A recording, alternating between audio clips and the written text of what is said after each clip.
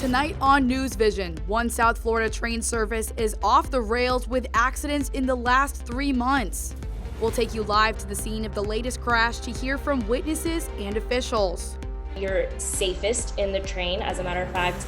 Plus, one beachside community near UM is divided all over a park entrance. Learn more about the West Matheson Hammock Park and the aftermath of the town hall centered around an entryway. Matheson Deed says that there is a roadway that must be open to the public. And later on, one physician's assistant at a local hospital has gone beyond the medicine to save 2 of her youngest patients. It's also scary to know that if I love this child that much, how much I can get hurt because they are vulnerable. You don't want to miss this heartfelt tale of sacrifice and love. These stories and more on tonight's show. NewsVision starts right now.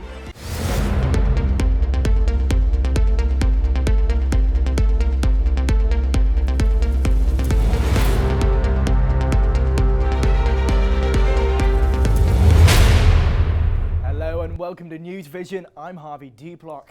And I'm Sophia Vitello. Thank you for joining us this evening. We'll have more on the divided beachside community coming up. And the emotional story of overcoming the odds for one medical worker in South Florida. But first tonight, one high-speed train service here in South Florida is making headlines for a high number of crashes. That's right, Brightline trains, have been involved in 7 different collisions with cars and pedestrians over the last 3 months.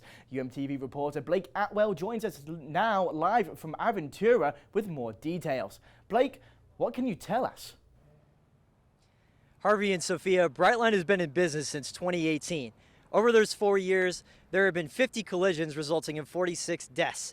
7 collisions have happened in South Florida in the last 3 months. Now, one of those collisions happened right here where I am standing in Aventura on Monday afternoon off of East Dixie Highway, when right here behind me off of these railroad tracks, the guardrails were down, the lights, the train lights were red, the car went over to the train tracks, collided with the train, and that collision caused the front of that car to be completely decimated.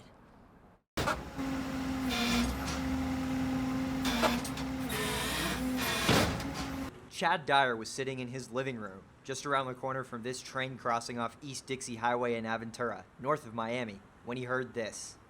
Bang, bang, like 2 bangs back to back. I'm like, man, I know that's a train.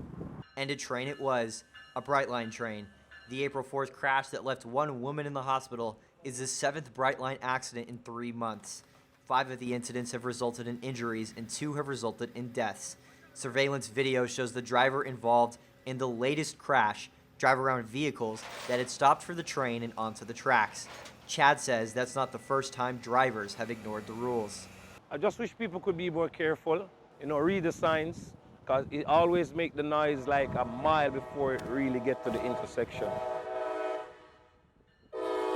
Brightline is a high-speed train service based in South Florida. The trains reach up to 79 miles per hour and can get you from Miami to West Palm Beach, over 70 miles in less than 1 hour. Riders like University of Miami student Hunter Kadish use the Brightline to get to campus from the Fort Lauderdale airport, more than 50 miles away. Hunter says it takes him half an hour and costs around $17, a price much lower than what he would have to pay to use Uber. But the train accidents have left him a bit worried. I think going forward, I would probably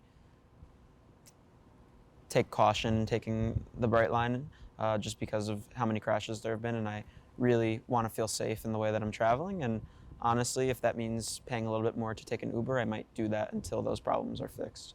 But to people like Hunter, Brightline says there is no safer way to travel than by train. And if a crash does happen, the company says there is no reason for those on board to be scared. You're safest in the train, as a matter of fact. It's a very minimal impact for the riders. They don't, tend to feel it very much because of the way our trains are designed.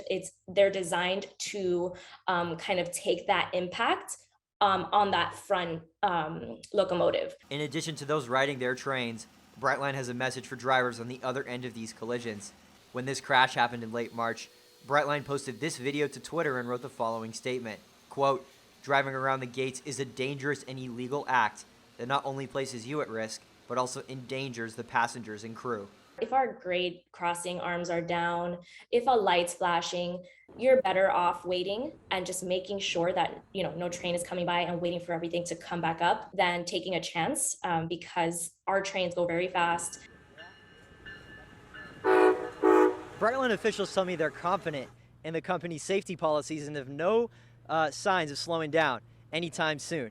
Just earlier today, Brightline teamed up with Sunrail, another train company, to guarantee that riders are going to be able to get up to the Orlando International Airport. Now, Brightline is currently finishing construction on a train route that's going to get you from here in South Florida up to Orlando. Reporting live for UMTV, I'm Blake Atwell. Blake Atwell, thank you. Jury selection in the trial of Parkland school shooter Nicholas Cruz has begun this week in Broward County. Back in November, Cruz was found guilty of premeditated murder. Cruz killed 17 students, faculty, and staff in February 2018 at Marjorie Stoneman Douglas High School. His trial has been delayed because of the pandemic, and defense officials needed more time to interview mental health experts. The jury selection process is expected to take at least 1 month. Cruz faces life in prison or the death penalty.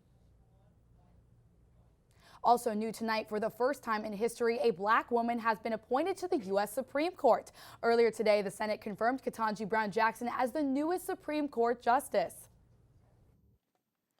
On this vote, the yeas are 53, the nays are 47, and this nomination is confirmed. Jackson's appointment does not change the ideological balance of the court. She is replacing retiring Justice Stephen Breyer, who typically sides with liberals on decisions. Jackson will take her position on the court after Breyer steps down at the end of the current term this summer. It's been more than 40 days since Russia invaded Ukraine. Over 10 million people have fled their homes, thousands of people have been killed, but the exact numbers are impossible to tell.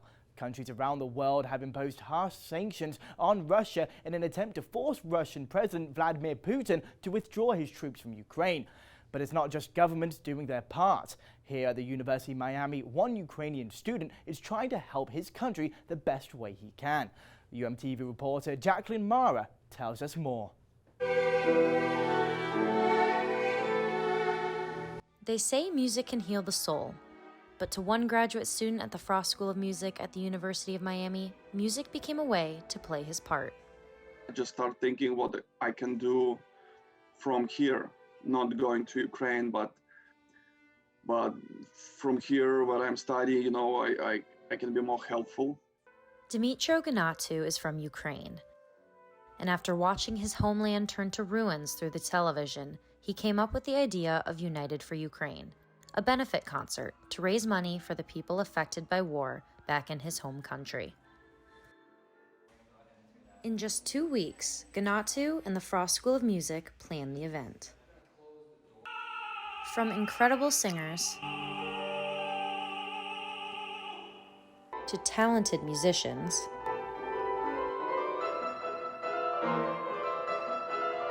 the concert featured many Ukrainian classics to bring awareness to the culture through the power and unity of music. Like Ganatu, here at the University of Miami, an estimated 16% of the student body is international. Although most are not from Ukraine, students like Hannah Dawbarn from England say events like this are so important. Being an ocean away from home, she can appreciate Ganatu's struggle. Imagining kind of my family having to do that, and me being so far away from them in such a hard part of their life and not being able to go back, I guess that is quite scary to think about. Reactions like Dawbarn's are what Ganatu hopes will motivate others to continue their support of Ukraine beyond this concert alone. Keep pushing, and keep helping because we need it, and we need it to end it as soon as possible. UM music professor Gary Wood, one of Ganatu's mentors, also says that to reach peace, we must keep fighting even after the curtains close. That's obviously an important part of doing something like that we don't forget. In the end, music may not be able to stop wars, but it can provide hope and unity for the people who can. For UMTV, I'm Jacqueline Mara. What a heartfelt story, and I agree, events like these are so important for the community. Exactly, it's amazing to see some locals doing what they can. And after the break, here on NewsVision, learn about one event on campus that celebrated black students making an impact at UM. Plus, the community divided over an entrance to a park in South Florida. I'll take you to West Matheson Hammock Park when we return. Stay with us. Okay, Simon, what do people wear? Clothes. That's right, so it's important to learn how to dress yourself. Here's how it's done. Shirt, underwear, pants, socks, shoes. Underwear, always first, name tag on the back. Then pants and shirt. Go ahead and put this on. Now with the shirt, you want to make sure the first button's right or you have to start all over again, okay? Socks left on left, right on right. Tying the shoes, we're gonna take the laces, we're gonna cross them over, we're gonna turn around where the bunny goes down in the hole, pull it tight, and bunny ears. Got it? Most parenting is hard to do in just 2 minutes. But 2 minutes twice a day making sure they brush is easier, and it could help save them from a lifetime of tooth pain.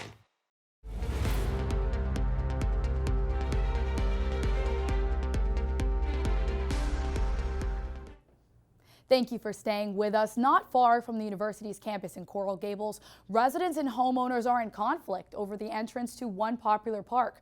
Their debate over the park has lasted many years, and after public outcry, the county has finally gotten involved.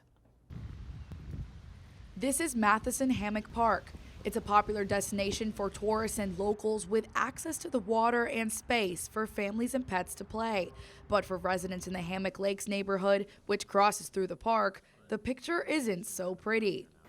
When they opened the gates, a lot of people went in with their cars. And as I was saying, they were speeding, they're parking. At some given point, there were 50 cars I have pictures, I'll show them to you. 50 cars parked in the beautiful park that became a parking lot. The main problem concerns access to the park. The park is separated in two parts by Old Cutler Road, Matheson East, labeled as number 3, and Matheson West, North Entrance, labeled as number 2. This is the entrance on the Matheson East side, and it's supposed to be the main entrance to the park. But the entrance on the Matheson West side, called the North Entrance, is much easier for visitors to access because they can drive in. I had been able to drive in and park along the road here. And so when that was ended, it meant that I had to drive twice as long to get to the park. So the homeowners have asked Miami-Dade County to close the park's north entrance. While county officials are deciding on the case, they have installed a security guard at the entrance surrounded by no parking signs. But that does not sit well with the park regulars. The voices that they're listening to the most are the ones that contribute money. And a lot of the people who come to this park don't have a whole lot of money. Emily Powell has been coming to West Matheson Hammock Park for almost 3 years. It's where I come basically every afternoon to walk my dog. Some park regulars have created a nonprofit organization called Save Matheson to fight the homeowners. The powers that be in the neighborhood that want to close this down, they're not being forthcoming with what they want, which is really just to close this entrance and make this a private park. But one homeowner says the other entrance, where the trail is enough access. There's a misconception that we don't want people in the park. That's not true at all. If you come to exercise your dogs and get your own exercise, what is the objection for walking 10 minutes from the parking lot? Homeowners and park regulars had a chance to face off at a special meeting in Fairchild Botanical Gardens on April 5th. More than 100 people attended in person and about 40 more virtually. Park regulars voiced their concerns to Commissioner Raquel Regalado and Miami-Dade County Mayor Daniela Levine Cava. Matheson D says that there is a roadway that must be open to the public. The park regulars were also upset at the recommendations of one environmental expert who says no dogs or cars should be allowed in the park. Professional recommendation is that the dogs should not be brought through protected forest. The final fate of the park and its access are still not decided. At the meeting, Commissioner Regalado said, quote, "This is only the beginning of a long process," end quote. "We will keep you updated on the case and whether that north gate will remain open." And with cyber attacks on the rise, UM is changing the way students and staff log into the university accounts. UM requires a 2-step authorization to log into university accounts, but starting Monday, the users will no longer have the option to use push notifications or phone calls. Instead, users will have to enter a unique code that they can find in the Duo app or receive by text. The NAACP organization had their first in-person award ceremony here on campus for the first year ever. The organization hosted its first Image Awards last night. The awards show celebrates students of color in different fields, such as performing, journalism, entrepreneurship, and more. The event had a red carpet, photo booth, and food and drinks. 35 students were nominated and around 80 people attended the awards show. So I feel like a lot of times, especially for people of color, you're not always given the recognition you deserve in your field, just because you can often be overlooked. So tonight, we're really important in just making people feel seen and like their hard work is appreciated. The chapter will hold elections in the coming weeks, and while this was the organization's last event of the semester, its members hope to make the Image Awards an annual event. And a big congrats to UMTV NewsVision server operator Kayla Davis, who won the Journalist of the Year Image Award last night at the ceremony. Yes, big congrats to her, but switching gears now, this week is Israel Week on campus, and each day has been a different event to help celebrate in different ways. UMTV reporter Dave Repka is live at the University of Miami Hillel to tell us more about Israel Week. Dave? While Jewish Independence Day is still a few weeks away, the University of Miami Hillel staff wanted to celebrate early so that students could come and enjoy this week's events without the stress of finals week. Monday started off with a night in Tel Aviv where students were able to come and get food and coffee. Tuesday is a night in Israel, and tomorrow is Shabbat. Events like these are important because we want to connect students that are Jewish or have ties to the Jewish community with being pro-Zionist and allowing them to express themselves through Judaism and through their love for Israel. Guys, if you're looking to blow off some steam tonight, you can come to the Hillel building and take part in some Israeli self-defense or Krav Maga. Reporting live for UMTV, I'm Dave Repka. Dave Repka, thank you. Now, Sophia, the weather earlier today, it just felt like 1,000,000 degrees, especially when I was walking over here. Harvey, I can't breathe. It's so sweltering hot outside. Please, Jared, we need a cool down. Tell us some good news about the weather. What's happening? Well, I've been with you guys completely. I've been drenched all week, but yes, the cool down is coming and it's starting right now. We were in the 90s earlier today just for a little bit, but now we're already down to the mid 80s, and that's going to start to continue. As we see, we had a couple of storms pop up right by here, none right over campus, but further north, we see this front approaching here. We have a bunch of thunderstorms associated with it, but the other thing to notice, look at that, 76, 77. That's a lot cooler than us right here, and that front is going to bring cooler temperatures. We've been running about 5 to 8 degrees above normal, and we're going to head back normal with this front here. Now let's look at this future cast here. The front is going to move on its way through, and as we see, our temperatures are dropping pretty notably in the overnight hours, and they're going to recover to 82 degrees in the morning. That's cooler than it is right now in the middle of the day. That's going to be really, really nice. And the other thing, our dew points are going to be way lower too. Later this weekend, though, we're going to have a couple of pop-up showers, but really nothing too much concern. It's going to be hard for any cell to get any convection going, and that is going to be a good time this week. Right now, though, our winds are going to be in and out. The big thing to note there, though, is the change in direction. As we see in our beach forecast here, our rip current risk is down to medium from high earlier, and that's going to continue to drop as the weekend progresses. So it's going to be a really great beach weekend. The water's temperatures are finally getting to 80 degrees. Our UV indexes are high, which is not the best UV you want to burn, but for our sun tanners out there, I know they're going to appreciate that a lot. Everything else is going to be quite nice, so if you're looking for the beach, Saturday or Sunday is a really good day to go. Tonight, we're going to have some scattered storms across the area that I mentioned there. They'll mainly be through the overnight hours, so if you're going out, you may have to watch the radar a bit. Tomorrow's forecast, though, the front moves through. It's going to be drier, maybe a chance of a slight pop-up, but anything will be weak and not too long. As we see, that pattern is going to continue, though, through Friday, Saturday, Sunday, and then into next week. Maybe by the end of the week, we'll have a couple showers popping up, but overall, it's going to be a great weekend of weather ahead. Jared Maloney, my God, thank you. I'm sports anchor Daryl Barnes, and up next, Canes baseball is in full swing, and the pros are throwing out their first pitches of the year. Hear why it's such a great time to visit the ballpark after the break. Don't go anywhere. Okay, Simon, what do people wear? Clothes. That's right, so it's important to learn how to dress yourself. Here's how it's done. Shirt, underwear, pants, socks, shoes. Underwear, always first, name tag on the back. Then pants and shirt. Go ahead and put this on. Now with the shirt, you want to make sure the first button's right or you have to start all over again, okay? Socks left on left, right on right. Tying the shoes, we're going to take the laces, we're going to cross them over, we're going to turn around where the bunny goes down in the hole, pull it tight, and bunny ears. Got it? Most parenting is hard to do in just 2 minutes. But 2 minutes twice a day making sure they brush is easier, and it could help save them from a lifetime of tooth pain.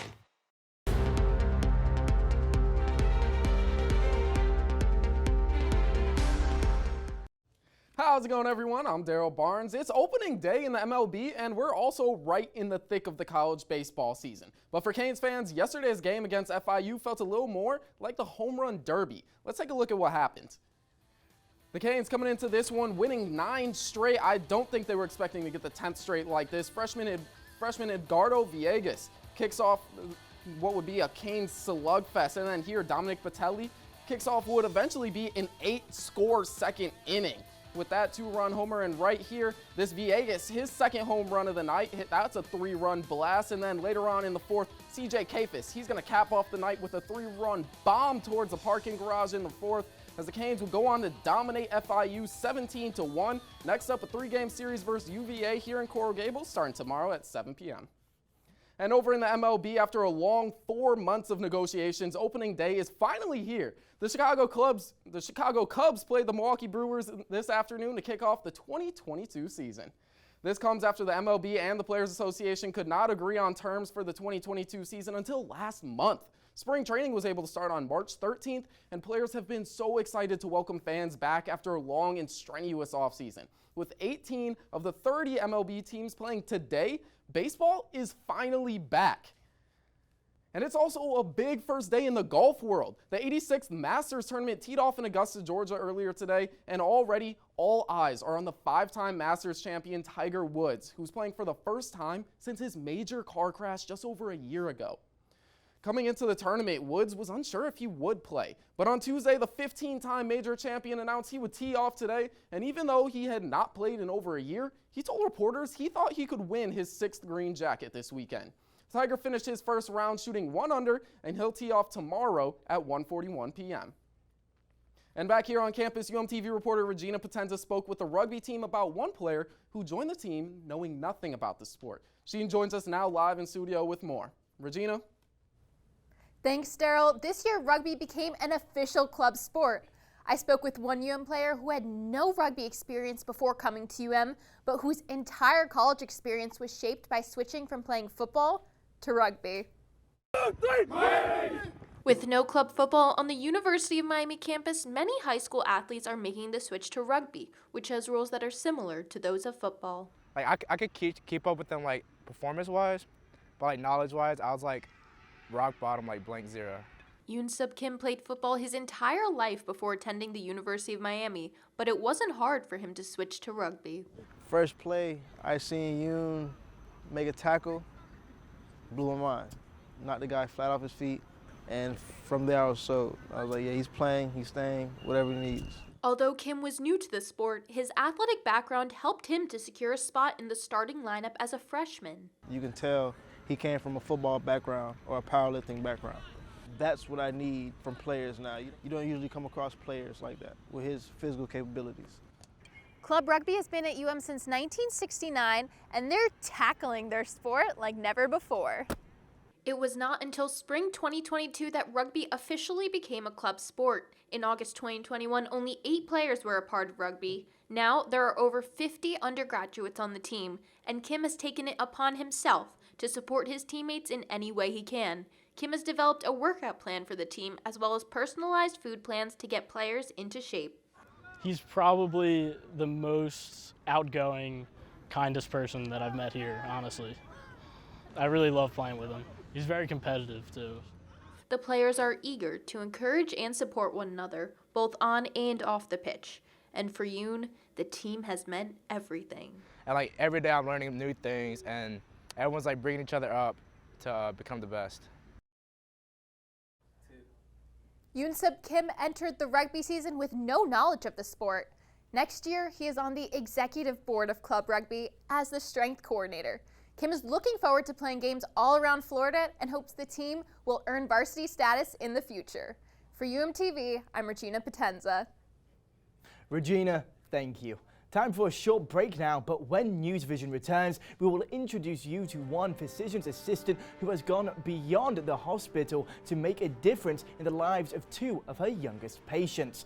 Plus, UMTV's late-night comedy show, sketch comedy show that is, Off the Wire, is filming tonight with musical guest Isaac Nathan.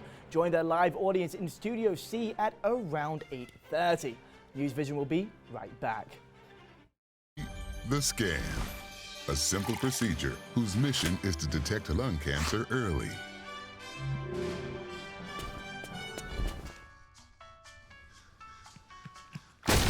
I'm here to save you. But I feel fine. That's great, but you may still be at high risk for lung cancer. Oh man, that's a new fence. If you smoke, early detection could save your life. Learn more at savedbythescan.org. Thanks for staying with us. Being a parent for the first time can come with many obstacles, but being a single parent can come with many more, especially if the child requires extra care. UMTV reporter Althea Castro de la Mata introduces us to one inspirational mother. Have a black in it? Meet Lisa Ray, hospital worker, a friend, and a mom of two beautiful little girls, Faith and Maya.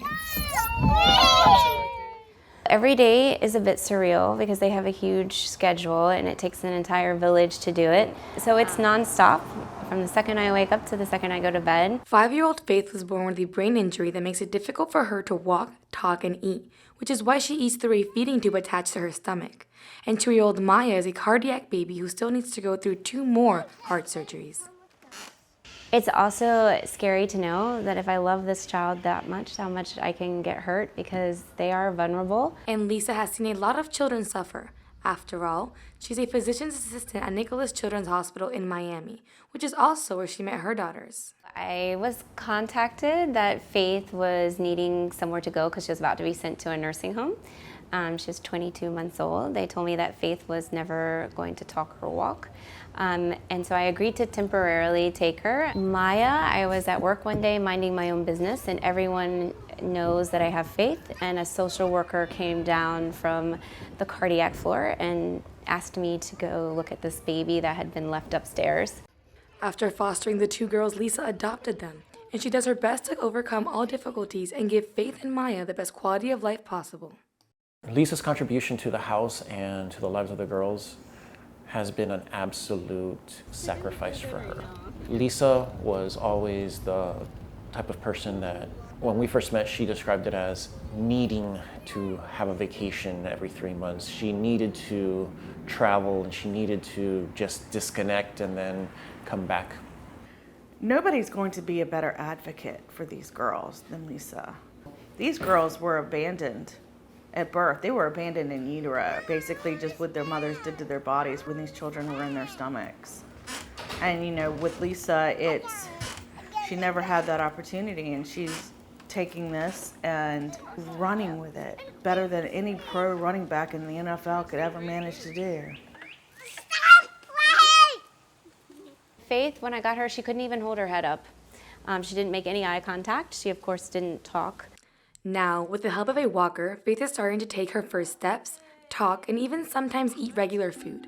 And Maya, well, Maya has more energy than any 2-year-old child can have. And who knows where these 2 girls would have ended up if it wasn't for the big heart of one woman who decided they deserve a second chance. You're not playing. There are lots of foster children out there who need to be adopted. Don't set your sights that you have to have the perfect child. I had no idea what my kids looked like when I agreed to take them. I didn't know what race they were.